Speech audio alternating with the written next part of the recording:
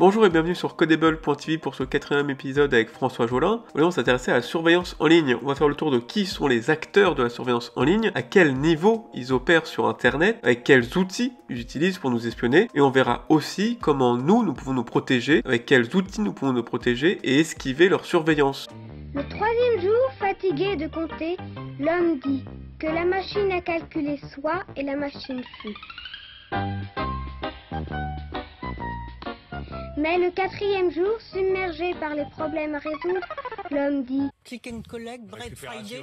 Non mais maintenant on va parler anglais. Alors, pour les acteurs c'est simple, il y en a deux. C'est le gouvernement et le marketing d'un côté, fallait s'y attendre. Ils sortent tous des mêmes écoles de management bullshit et ils ont peu de morale. Donc c'est ces deux acteurs-là qui vont violer votre vie privée en ligne. Maintenant, on verra qu'ils ont vraiment leur outil, leur petit précaré à eux et leurs techniques très différentes l'un de l'autre. Alors bien évidemment, comme premier acteur de la surveillance en ligne, il y a l'État, très connu depuis maintenant l'affaire Snowden, surtout l'État américain. Et l'État français n'est pas en reste. Ce qui va se passer, c'est que l'État va surveiller l'infrastructure d'Internet. C'est-à-dire que nous, depuis notre ordinateur, si on souhaite aller sur un site web, on doit passer par les tuyaux d'Internet. On y est contraint. Et l'État va surveiller ces tuyaux. Petit jeu qui met les forces de l'ordre sur les dents. Il va les surveiller grâce aux fournisseurs d'accès Internet comme Orange, Bouygues Télécom ou SFR et va imposer une surveillance en son nom. Ça a été le cas par exemple en France, ça a été mis en place tout ça après les attentats de Charlie Hebdo et du Bataclan où l'État oblige les fournisseurs d'accès Internet à espionner leurs utilisateurs pour savoir où ils vont. Ils doivent garder l'historique de navigation plusieurs mois au cas où l'État en aurait besoin, au cas où ils ont décelé une anomalie dans la conduite des citoyens. Ceux qui aiment les métaphores, on pourrait voir la surveillance étatique comme le petit chaperon rouge. C'est-à-dire, nous sommes le petit chaperon rouge, nous devons nous rendre sur le site mergrand.fr en traversant la forêt internet, et dans la forêt se trouve le loup étatique qui est là pour nous accueillir. Dis-moi, pourquoi as-tu de si grandes oreilles? C'est pour mieux t'entendre, mon enfant. Pourquoi as-tu de si grands yeux? Ça, c'est pour mieux te voir, mon enfant. Alors, que peut faire l'État en surveillant les tuyaux d'Internet? On verra qu'il a 3 moyens d'action, 3 moyens d'espionnage. Premièrement, toutes les données qui circulent en clair sont parfaitement lisibles. Il peut être espionné par l'État et espionné en fait par n'importe qui se trouve entre vous et le site web dans l'infrastructure d'Internet. Donc pour éviter que les données circulent en clair, le moyen le plus simple c'est HTTPS. Ça permet de chiffrer le contenu des pages web entre le serveur sur lequel vous voulez accéder et votre navigateur, votre téléphone, votre ordinateur. Grâce à Edward Snowden et ses révélations, HTTPS est maintenant mis dans 90-95% des sites web, donc c'est maintenant quelque chose d'assez général et tant mieux. Maintenant, si vous êtes sur un Wi-Fi public, si vous êtes sur un réseau d'entreprise ou autre part et que vous n'avez pas forcément confiance dans le réseau, dans l'honnêteté de celui qui tient votre accès Wi-Fi ou votre accès Internet, il va être nécessaire, en plus d'HTTPS, de rajouter une sorte de surchiffrement permis par un VPN. Mais alors justement, qu'est-ce qu'un VPN? C'est un terme qu'on entend souvent maintenant puisqu'il y a plein de services en ligne pour faire du VPN. C'est un terme que vous avez sans doute vu durant le confinement parce que vous êtes sans doute obligé maintenant de vous connecter au VPN de l'entreprise. Donc à quoi sert-il ce VPN? Eh bien en fait il n'y a pas qu'un internet dans le monde, il y en a des milliers, des millions. Il y a un grand internet public, communément appelé internet. Il y a tout un tas de petits réseaux privés qu'on peut appeler intranet. Par exemple un réseau privé on va dire le plus simple c'est votre box. Votre box avec vos téléphones, vos ordinateurs, vos objets connectés forme une sorte de petit internet chez vous. C'est un réseau privé et comme pour votre entreprise, dans ce réseau privé, il y a des services. Dans votre entreprise, par exemple, il y a des lecteurs réseau, où il y a des logiciels de fiches de paie ou des logiciels de gestion de frais qui ne sont accessibles qu'à l'intérieur du réseau privé. La question est donc comment est-ce qu'on peut y accéder depuis l'extérieur? Comment est-ce que depuis Internet public, on peut, de manière sécurisée, accéder au réseau privé. Et bien la solution a été le VPN. Le VPN, on appelle ça aussi un tunnel VPN, parce que ça porte bien son nom. C'est-à-dire que ça va comme creuser un tunnel dans Internet. C'est-à-dire que le tunnel va partir de votre ordinateur, il va aller jusqu'au réseau privé, et il va passer entre guillemets sous Internet, c'est-à-dire qu'il va passer de manière totalement anonyme, incognito, à travers Internet. Personne ne sait que c'est vous, personne ne sait où vous allez être un peu comme protégé dans un tunnel. Et du point de vue de votre point de vue, votre ordinateur, c'est comme si maintenant il était dans le réseau privé. Donc c'est littéralement comme un petit tunnel qu'on creuse dans Internet et qui va vous permettre en gros de vous placer, de vous déplacer virtuellement dans un autre réseau que celui où vous êtes actuellement. Non, qui tu veux, un malin, quelqu'un qui se glisse partout. Carte à puce. Oui. Alors, le cas d'usage précédent, c'est le cas vraiment original du VPN, c'est ce qu'on peut dire le VPN télétravail. Il faut accéder au réseau de l'entreprise pour accéder aux services de l'entreprise. Mais en fait, on s'est rendu compte qu'il y avait des nouveaux cas d'usage possibles avec le VPN qui vraiment amélioraient l'anonymat des personnes. C'est notamment, par exemple, le nouveau cas d'usage, c'est si on utilise le VPN pour se rendre sur des sites d'internet, ça permet de grandement améliorer la sécurité et l'anonymat de la personne, puisque la requête qui va aller vers le site part du réseau privé. Donc même quand on passe à travers le réseau français pour aller vers un VPN français, pour aller après vers un site français, on gagne en sécurité puisque on arrive à masquer nos traces et à passer par le réseau privé. On me voit, on me voit plus, on me voit plus, on me voit. Super. On me voit plus, on me voit plus, on me voit. Et ensuite, on va dire, troisième cas d'usage, une modification, c'est si on accède à un VPN étranger. Là, dans ce cas, c'est le jackpot, c'est-à-dire on est sur un réseau, par exemple, français, qui peut avoir une censure, peut avoir une interdiction au niveau des usages et des sites web. Mais on va passer à travers le réseau français pour se connecter à un VPN anglais, et ainsi on se retrouve sur le réseau anglais, avec probablement les censures et la limitation au moins du réseau français. Donc c'est utile pour accéder à Netflix avec un meilleur catalogue, sûr. C'est aussi très utile dans le monde pour éviter la censure des États totalitaires. Ah, c'est surprenant.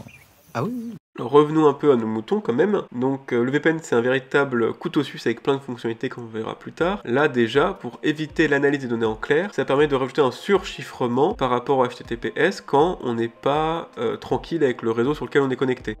Alors deuxième type après de surveillance et même plus de censure et d'usurpation que peut faire l'État sur l'infrastructure, c'est les noms de domaine. C'est-à-dire que quand on connecte sur internet, si vous allez sur opposition.org par exemple, pour la métaphore, c'est comme si vous criez sur internet où se trouve métaphore.org et le premier qui vous répond, vous vous laissez guider, sans aucune authentification de la réponse, sans aucune, on va dire, certitude. Est-ce qu'il serait par hasard possible, j'ignore si ça existe, de consulter un fichier sur lequel il y aurait les noms et adresses d'anciens nazis établis au Brésil ?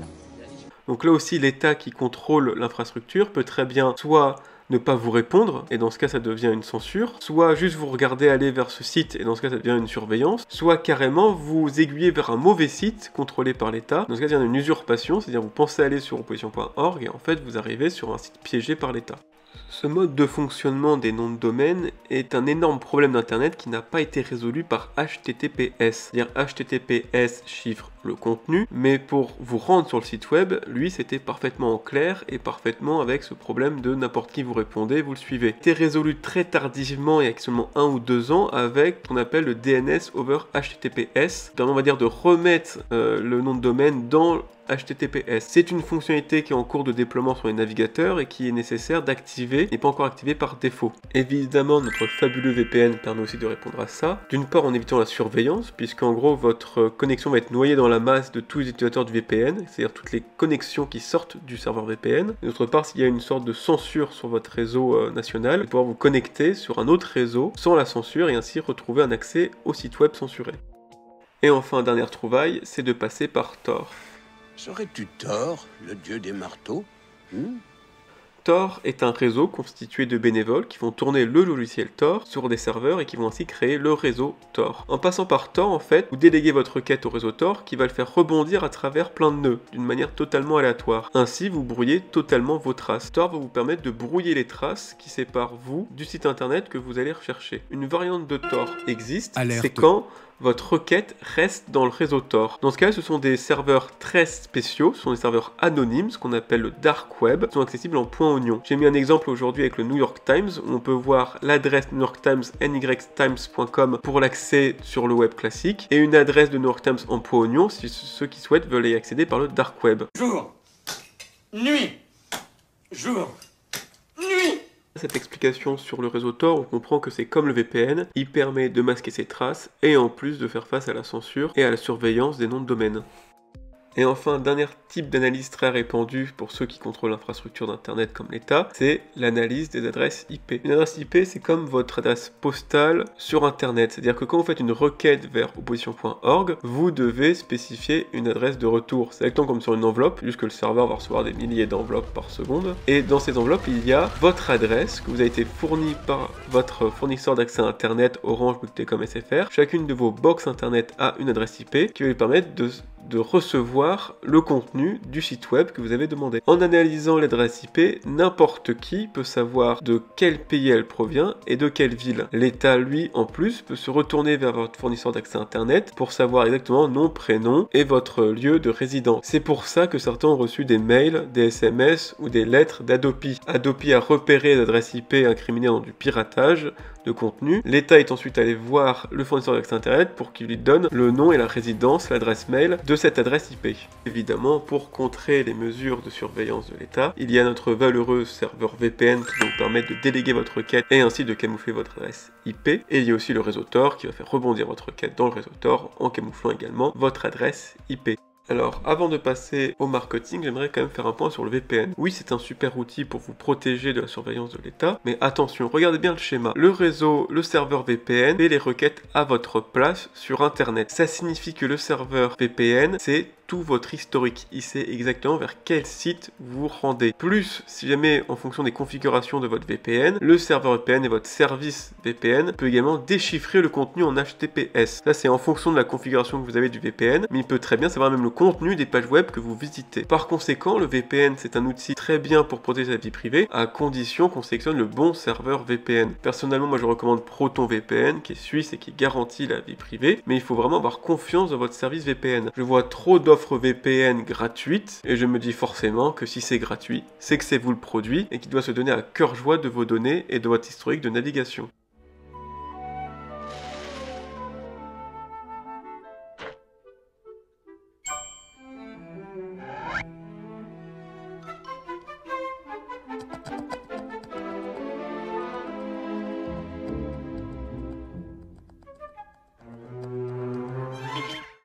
Cela fait une transition toute trouvée pour le marketing et comment est-ce qu'ils vendent vos données. Encore l'État, c'est très classique comme surveillance. Encore, vous allez voir, le marketing, c'est incroyable. Ils se sont paluchés. De toute façon, tu fais partie des branleurs qui font pas avancer le pays. Pour trouver un truc, un écosystème vraiment hallucinant pour vendre vos données et se faire de l'argent. Le marketing est le second acteur et le marketing a une surveillance qui s'opère sur les sites web en eux-mêmes, c'est-à-dire à l'intérieur des sites web. Il faut savoir qu'un site web, c'est une sorte de programme que vous téléchargez depuis Internet et qui va s'exécuter dans votre navigateur. Ce programme, en fait, n'est pas tout seul. Il vient avec une myriade d'autres programmes pour faire fonctionner le site. Il y a des programmes, on va dire, loyaux, qui sont là pour faire fonctionner le site web, faire fonctionner les vidéos, faire fonctionner la musique, faire fonctionner les commentaires, faire fonctionner les lives, les messages, bref, qui permettent de faire fonctionner le site web. Programs running all over the place.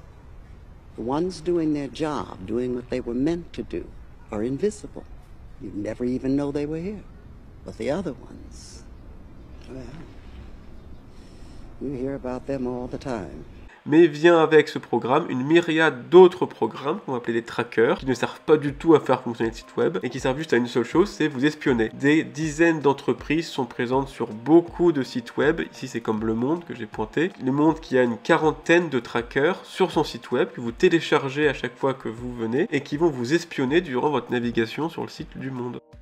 Alors on peut se dire que c'est quand même compliqué de mettre 40 trackers sur un site web, mais non, ils sont des milliers d'entreprises dans ce domaine, c'est un énorme écosystème. Ce sont des milliers d'entreprises qui se répartissent chacune des tâches pour voler votre donnée, l'agréger ou alors la consolider, et ça emploie des millions de personnes. Des millions. Des millions, vous êtes charmante, mais... En fait, si vous êtes une fois demandé mais qu'est-ce qu'on fait de tous ces gens qui sortent d'écoles de commerce parisiennes, l'image dessus doit vous donner une réponse. Cet écosystème a été conçu par eux, permet en grande partie quasiment de tous les caser en sortie d'école. Mais alors pourquoi des sites web décident de mettre de tels trackers sur leur site? Eh bien en fait, le tracker va convertir le trafic site web en collecte de données. Ces collectes de données ensuite vont passer dans la main de publicitaires, qu'on va détailler après, qui vont permettre de créer l'argent. L'argent va rétribuer les compagnies derrière le traquage de données et va rétribuer une partie de l'argent au site web pour financer le site web. Que ces gens-là sont aux ordres. Et ils sont aux ordres du pognon. Jean-Marie. Oui. Une partie des trackers ne donnent même pas d'argent, ils donnent des métriques. Ils vont donner au site web des informations comme qui a vu le site, combien, quels sont, on va dire, le profil des visiteurs, quelles sont les pages les plus visitées, comment pourrait-on optimiser ces pages pour vendre plus ou pour avoir plus de visites. C'est qui alors? J'ai vu, je sais qui c'est, mais je dirai rien. Certains sites web ne réclament même pas d'argent, se contentent juste de métriques. Analysons maintenant où passent toutes vos données, quel est le processus qui transforme des données en argent. Il y a deux temps. Il y a le temps long, qui est tout simplement votre navigation. Au gré de votre navigation, vous allez sur des sites web, et grosso modo, la grande partie des sites web ont toujours les mêmes trackers. Facebook, Google, Amazon, Criteo, Woodbrain et plein d'autres. Ces trackers vont permettre de suivre votre navigation site web par site web. Ils vont retenir votre historique, ils vont savoir où vous avez cliqué, et ils vont ainsi commencer à amasser pas mal de données sur vous. Je précise que par exemple, le tracker de Facebook n'a pas besoin que vous soyez connecté à Facebook, ou même que vous ayez un compte Facebook, ou encore que vous ayez une seule fois vu le site web Facebook. Vous pouvez très bien être à l'extérieur de tout ça, c'est pas grave. Facebook va collecter des données sur vous, à distance, en dehors de son site web, partout où son tracker a été déployé. If you have a milkshake, and I have a milkshake, and I have a straw, there it is, that's a straw, you see, watching. And my straw reaches across the room and starts to drink your milkshake. I drink your milkshake. I drink it up! Don't bully me, Daniel! Pareil pour Google Ads, pareil pour Criteo, pareil pour DoubleClick, pareil pour Woodbrain. Ils vont tous, même si vous n'avez jamais connu ces boîtes, collecter des données sur vous petit à petit au gré de votre navigation. Maintenant, on va rentrer dans le cœur du système et vous allez voir que les marketeurs parisiens ont vraiment une imagination incroyable. Vos données récoltées par les trackers vont d'abord aller dans des brokers, c'est-à-dire les données sont échangées et vendues à tout va.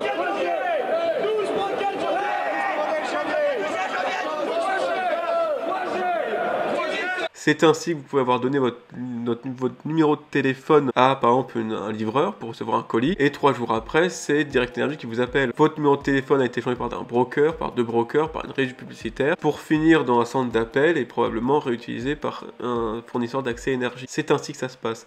Bref, mon nom à moi, c'est Éric Dampierre. Lui, c'est Éric Dampierre. Lui, c'est Éric Dampierre. Et lui, c'est Éric Dampierre. Derrière le broker, il y a ce qu'on pourrait appeler le profiler, c'est celui qui va créer un profil sur vous. Il va définir est-ce que vous êtes un homme, femme, est-ce que vous avez été Paris, une autre ville, quel est votre cadre de vie, quel est votre pouvoir d'achat, quelle est votre classe sociale, et voire même quels sont un peu vos désirs sur le moment. Si vous commencez à regarder beaucoup des SUV, il va savoir que vous êtes en recherche d'un SUV. Si vous regardez des vacances pour la Grèce, il va savoir que vous êtes en recherche de centres de vacances pour la Grèce, et ainsi de suite. Il va ainsi créer votre profil de plus en plus détaillé sur vous, sur ce que vous pensez, ce que vous désirez le plus en ce moment. On le vend à qui? Le yaourt, putain. À la ménagère. Et la ménagère, c'est quoi? Non mais attendez, il faut sortir, les gars. La ménagère, c'est une bonne femme fatiguée. Elle est dans son hyper de province, il y a ses gosses qui gueulent dans le caddie, elle a les mains pleines de merde, elle est crevée, il y a tout un tas de problèmes, il y a son mari qui picole. Alors jusqu'à présent, j'ai parlé du temps long, c'est-à-dire tout au long de votre navigation, sur plusieurs semaines, mois, voire années, comment est-ce que votre data va s'agréger avec les autres pour former un profil complet de vous. Maintenant, on va parler en millisecondes. On va parler de quand vous arrivez sur un site web, la pub n'est pas encore là. Qu'est-ce qui se passe entre le temps où vous chargez le site web et le temps où la pub apparaît? Comment est-ce qu'on transforme vos données en argent? Le fameux profiler va donner votre profil à ce qu'on pourrait appeler un oracle, c'est pas le terme exact. Lui va faire des prédictions sur vous. Il va donner un score, on va dire, d'achat. Il va dire cette personne-là, selon son profil, selon sa navigation, a tant de chances d'acheter tel ou tel produit. Ce score, ces data, votre profil, votre navigation, va ensuite aller aux enchères.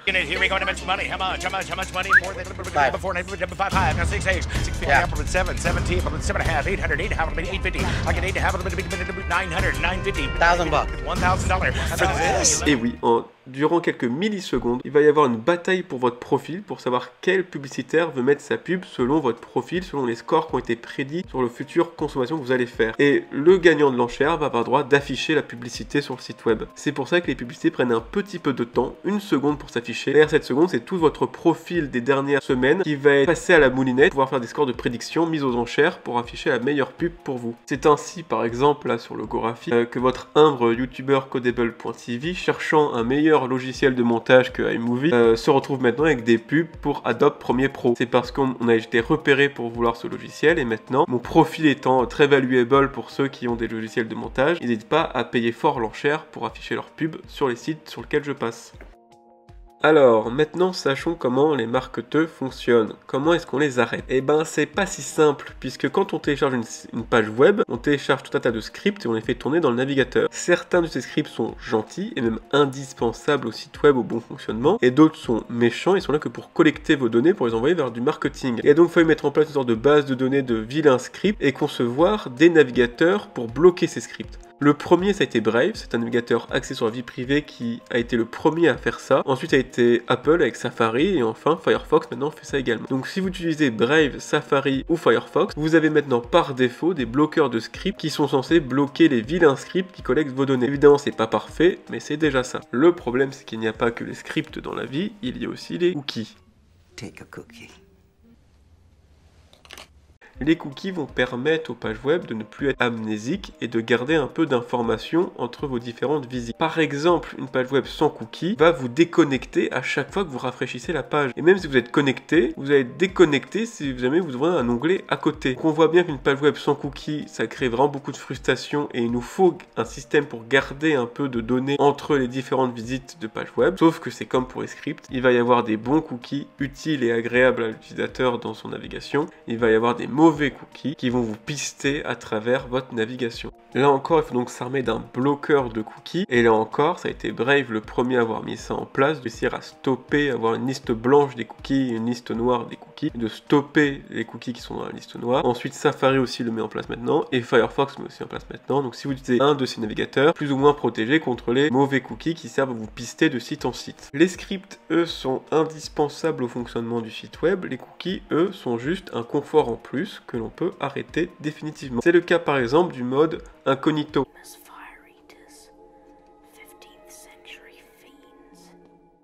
Il interdit tout simplement tous les cookies possibles sur une page. Ainsi, la page redevient amnésique, mais vous êtes sûr de ne plus vous faire pister. Donc le mode incognito n'est pas juste un effacement de votre historique, mais permet aussi d'éviter de se faire pister à travers les cookies. Et enfin, troisième type de pistage utilisé par le marketing, c'est le même que l'État, c'est le pistage par adresse IP. Et oui, vu que vous vous connectez à un serveur, ce serveur peut très bien récupérer votre adresse IP. Avec cette adresse IP, il va savoir votre pays et votre ville.